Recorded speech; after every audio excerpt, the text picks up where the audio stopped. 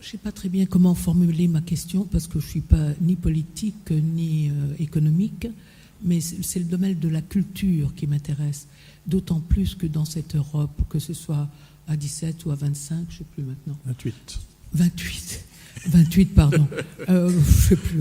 Il y a il y a des richesses culturelles et y a-t-il au niveau européen alors plus qu'une commission, hein, parce que ça m'intéresserait pas vraiment, mais un aspect où on développe, où les personnes réfléchissent comment développer, comment donner des moyens pour que les cultures se mélangent, se rencontrent et tout ça. Enfin, ma question est maladroite, mais elle pose sur ce fond-là.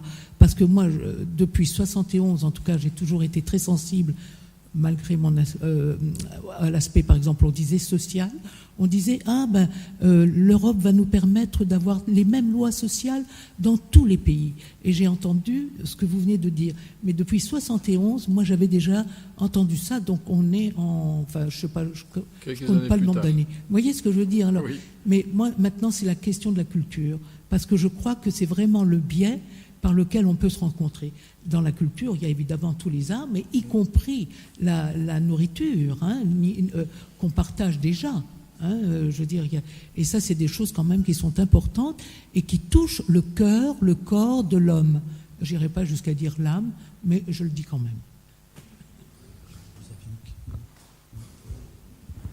Bon, merci de vos informations. Je voulais juste dire que j'ai rencontré il y a 8 jours une personne au Luxembourg qui essaye justement de créer un narratif, de créer une histoire dans son école.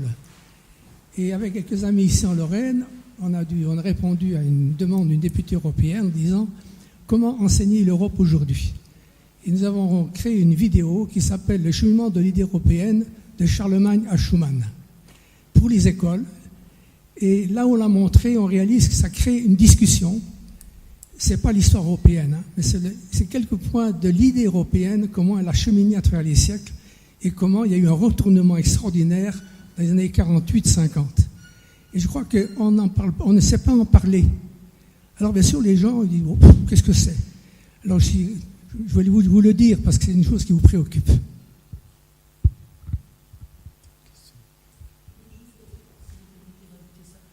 Par rapport à l'Union européenne, alors j'étais très très surprise parce qu'une fois j'étais donc en Normandie et tout d'un coup j'ai vu un chemin qui avait été fait, c'était marqué réalisé grâce à l'Union européenne. Eh bien écoutez, je suis mosellane, je n'ai jamais aperçu ce genre de document dans mon environnement, mais il y en a sûrement, mais je voyage pas trop. Hein. Alors, pardon. Oui, bonjour, je m'appelle Jean-Marc. Je veux dire, l'Union européenne, elle est quand même là, parce qu'elle fait la formation professionnelle pour les adultes, elle finance et ça aide beaucoup. J'en ai bénéficié, et puis ça m'a bien aidé, j'ai retrouvé du travail facilement. Voilà, merci. Oui, j'ai oublié de mentionner effectivement les fonds de cohésion, les fonds de développement régionaux.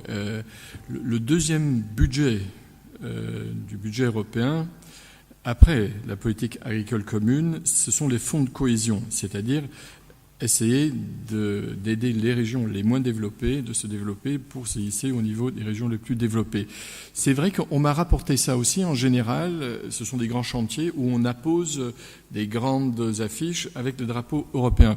On m'a dit qu'on les voyait pas souvent en France. Je ne sais pas, je ne pourrais pas vous dire. Je sais simplement, à titre d'exemple, la France a touché 4 milliards d'euros pour les régions ultra-périphériques, c'est-à-dire Guyane, Martinique, Guadeloupe et Réunion, sur le dernier plan. Je crois que c'est un plan qui s'étend sur 5 ans. Rien que pour ça. Et ça, c'est peanuts, si vous me permettez l'expression, pour l'ensemble des fonds. Le Luxembourg, on touche d'ailleurs aussi. Non, il y a là aussi, il faudrait le dire, il faudrait le vendre un tout petit peu mieux. Alors, la culture, je suis un peu comme vous, hein. Lorsque j'ai présidé avec ma collègue du service d'action extérieure européenne ma première coordination à l'UNESCO il y a 2-3 jours, il y a ma collègue espagnole. J'aurais pas dû dire espagnol. Il y a une collègue qui me dit Mais au fait, pourquoi est-ce qu'on fait de la coordination dans le domaine de la culture? C'est quand même pas partie des traités de Lisbonne, ça fait pas partie des compétences de la Commission. Bon, quelque part, elle n'avait pas tout à fait tort. Enfin, venant d'elle, j'ai trouvé ça quand même relativement spécieux. Mais elle est nouvelle en même temps. Pour vous dire, on triche un tout petit peu. C'est vrai qu'on n'a pas de commissaire à la culture, on n'a pas vraiment de budget consacré essentiellement à la culture, mais la culture fait partie de la diplomatie européenne. Par exemple, en ce moment, la Commission travaille sur la notion de diplomatie de la culture. Je vous explique. Souvent, dans certains pays plutôt on va dire avec un fort caractère religieux, on explique les excès auxquels mènent les excès de religion dans d'autres par un particularisme culturel. Ah, ben chez nous, on lapide les femmes, c'est notre culture, désolé. Ça fait partie, j'exagère un tout petit peu, mais à peine. Il faut lire les résolutions à New York et aussi les débats. Ça fait partie de la culture diplomatique. Donc, les Européens travaillent sur la notion de culture diplomatique ou de diplomatie culturelle pour faire en sorte qu'à nouveau, la culture ne devienne pas une exception à l'application des pactes des droits politiques fondamentaux, droits de l'homme, etc., etc. Donc, par différents biais, l'Union européenne travaille sur les notions de culture et elle triche, je crois, aussi un tout petit peu dans la désignation des capitales européennes de la culture. Je crois qu'il y a un peu d'argent qui est distribué. Donc, nous sommes douloureusement conscients de l'importance de la culture, mais douloureusement conscients aussi que nous n'avons pas tous les instruments actuellement à l'intérieur de l'intégration européenne pour vraiment en faire un sujet fondateur et fédérateur. Je voudrais revenir sur la question de la culture.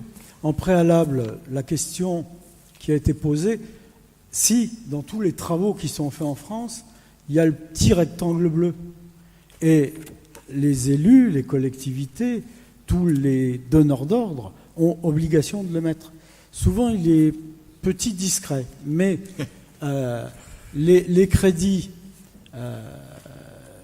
structurels qui aident à la réalisation d'un certain nombre d'actions, des travaux, mais aussi des manifestations. Oui, il y a des crédits européens. Regardez, le petit rectangle bleu, il est souvent là. Il faut parfois le chercher, mais il est là. C'est plus le petit rectangle blanc, donc. Sur la question de la culture, là, je vais prendre l'exemple de ce que nous faisons, nous, depuis des années. On travaille, alors, oui, il y a une direction qui s'appelle l'ex-direction générale de l'éducation et de la culture, qui s'est vue rajouter sur ce mandat l'environnement et la citoyenneté. C'est le commissaire hongrois. Bon.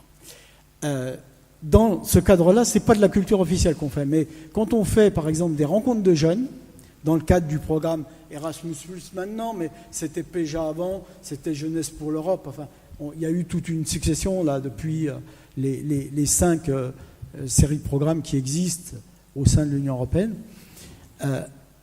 Ça consiste en quoi, en fait? Bon, il y a un prétexte, toujours, sur la rencontre, il y a un prétexte. Mais le fond de l'affaire, c'est de faire se rencontrer des jeunes et des moins jeunes, puisque maintenant, il y a aussi les professionnels de l'éducation et de la jeunesse qui sont concernés par le programme. Les faire se rencontrer pour échanger d'abord sur qui on est, comment on vit, comment on pense, comment on travaille, comment on s'organise. Et puis, au-delà, c'est effectivement de créer, ça c'est foncièrement depuis 25 ans, ce que moi j'essaye de faire, de créer une amitié entre des gens qui ne se connaissent pas, qui sont dans la même entité européenne, voire au-delà, parce que ce qu'on ne dit pas aussi, c'est que les crédits européens, ça permet de travailler avec des gens qui ne sont pas dans l'Union européenne. Et à partir de là, effectivement, se créent des relations fortes. Je prends qu'un exemple, j'abuse, mais lorsqu'on a créé le club en 91 à Metz, on a fait une rencontre, j'évoquais tout à l'heure, avec des jeunes Allemands de l'Est, de l'ex-RDA. Ils sont venus à Metz, on les a fait se rencontrer à Vichy. L'année d'après, les Lorrains sont allés à Rostock sur la Baltique. C'était compliqué. Eh bien, ça nous a complètement échappé. 25 ans après, ça nous a échappé. Mais je suis content de vous dire que j'ai des retours, que ces jeunes Allemands, ils sont plus jeunes, hein, ils sont comme nous, ils ont vieilli, mais ils continuent à venir pour les fêtes de fin d'année dans leur famille ici à Metz, parce que c'est vraiment leur famille. Bon, là c'était avant la construction européenne, avant le développement des programmes, c'était avec l'Office franco-allemand pour la jeunesse, mais ça a été un précurseur. Et aujourd'hui, on continue à travers le volontariat européen, à travers un certain nombre de dispositifs comme celui-là. Eh bien, moi je dois vous dire, il y a des gens qui sont allés là-bas, parfois, allez, j'ose, contraints, forcés, mais ils y retournent. Et il y en a même qui y restent. Bon, puisqu'on parle de la culture, je voudrais dire que l'Europe a commencé par la culture. Ça, on l'a oublié. Après le congrès de La Haye en 1948, le président de la commission de la culture, qui s'appelait Denis de Rougemont, a créé en 1950, dont avant la CECA, le Centre européen de la culture à Genève. Donc, je vous renvoie, c'était la première initiative. On a commencé par la culture. Alors vous connaissez ce mot qu'on prête à Jean Monnet, qu'il n'a jamais tenu, en disant si c'était à refaire, je commencerais par la culture. Mais il était suffisamment réaliste pour ne pas commencer par ce qui nous divise le plus. Deuxième chose, monsieur, vous parlez de l'histoire de l'Europe, l'histoire millénaire. Eh bien, je vous invite à la prochaine réunion du mouvement européen Lorraine, où j'ai l'intention de traiter de l'histoire de l'Europe, en répondant à la question de Jacques Le Goff, est-ce que l'Europe s'est créée au Moyen-Âge ? Je pense que Jean Boissonnat a répondu en disant c'est Dieu qui a créé l'Europe, il fait référence au Moyen-Âge et à la chrétienté, et en disant après, l'Europe a défait Dieu. Il fait référence aux Lumières qui ont engagé la sécularisation. Et enfin, tout ça débouche sur aujourd'hui la construction de l'Europe après la Deuxième Guerre mondiale, notamment au moment où elle a été créée par, disons, des démocrates populaires, Robert Schuman, Alcide de Gasperi, Konrad Adenauer, ce qui a fait dire au président de la République de l'époque, ça fait 3 tonsures sous la même calotte. Bon, donc, c'était à l'époque et l'Europe n'était pas Vatican. Donc, on va traiter de cela, c'est-à-dire le cheminement presque millénaire, pour le moins, entre l'Église et l'Europe. Donc, on va voir que les racines de l'Europe sont profondes. Et je pense que c'est important parce que on a tendance à présenter l'Union européenne comme une construction intellectuelle faite par les élites et jamais vendue au peuple. On l'a dit à plusieurs reprises. Et je pense qu'effectivement c'est un défaut, mais si on se penche sur l'histoire, non pas le roman national qui nous oppose les uns les autres, mais sur l'histoire plus vaste du continent et même de la civilisation, qu'est-ce qu'on a en commun ? Essentiellement une civilisation, et vous savez que dans la civilisation, la partie religieuse est très importante. Donc, je ne vais pas commencer ma conférence ici. Si ça vous intéresse, vous demandez à Jean, parce que je ne me souviens plus de la date, c'est au mois de novembre, ou bien vous retrouvez à peu près la même chose en résumé sur Radio Jéricho, premier samedi de chaque mois, où j'espère interviewer notre évêque Laglaise sur ce sujet. Voilà, j'en ai fini. Merci. Alors, à moins qu'il y ait une question vraiment... Bon, moi je vais vous proposer de conclure en vous remerciant d'être venu pour cette rencontre, en remerciant Monsieur l'ambassadeur pour tous ces points sur lesquels vous nous avez éclairé, attiré l'attention. Merci à tous ceux qui ont permis l'organisation de cette rencontre. Et puis, pour terminer, les prochains événements européens qu'on aura en partenariat Club UNESCO, Mouvement européen, c'est déjà le 23 novembre à 18h dans le salon à côté, le grand oral des têtes de liste aux élections régionales qui portera sur des questions européennes et transfrontalières. Donc c'est le 23 novembre au Grand Salon de l'Hôtel de Ville. Une autre action, on va aller chez vous, c'est le jeudi 3 décembre. On organise dans la suite des actions citoyennes de découverte des institutions de l'autre, même si c'est la nôtre celle-là. On va à Luxembourg le jeudi 3 décembre, toute la journée. Le matin, il faudra être matinal. On est attendu à 8h du matin quand même. On est à la Cour européenne de justice où on assistera à une audience, on visitera les locaux, on sera reçu par un des responsables qui va expliquer à quoi ça sert, comment ça fonctionne, comment ça a évolué, les perspectives, l'avenir, etc. On aura la chance de manger à la Cour de justice de l'Union européenne, et puis on reprendra le bus et on descend à Luxembourg, à la Maison de l'Europe, où un ancien représentant de la Commission européenne, Monsieur Mutchen, va nous accueillir l'après-midi pour expliquer d'autres institutions européennes. Alors, j'ai dit, on est allé au mois de mai à Strasbourg, pour la Cour européenne des droits de l'homme, l'accueil au Parlement. Donc, j'ai demandé à ce qu'on nous éclaire sur d'autres institutions, et notamment des institutions qui sont à portée de main. On y va souvent quand même à Luxembourgville, donc elles sont là, sur le plateau. Des fois, on passe même, ouais d'accord, on voit le supermarché, on ne voit pas trop les bâtiments qu'il y a des deux côtés, mais qu'il attire notre attention sur ces institutions qui sont à côté de nous et qu'on connaît moins bien. C'est toujours le but de l'opération. Voilà, je conclus ainsi. Donc si vous êtes intéressé, Mouvement européen de Lorraine, Club UNESCO, page Facebook, etc., etc. Voilà. Merci à tous et bonne soirée. Et j'espère vous retrouver dans ces prochaines rencontres autour de l'Europe. Merci beaucoup. Merci.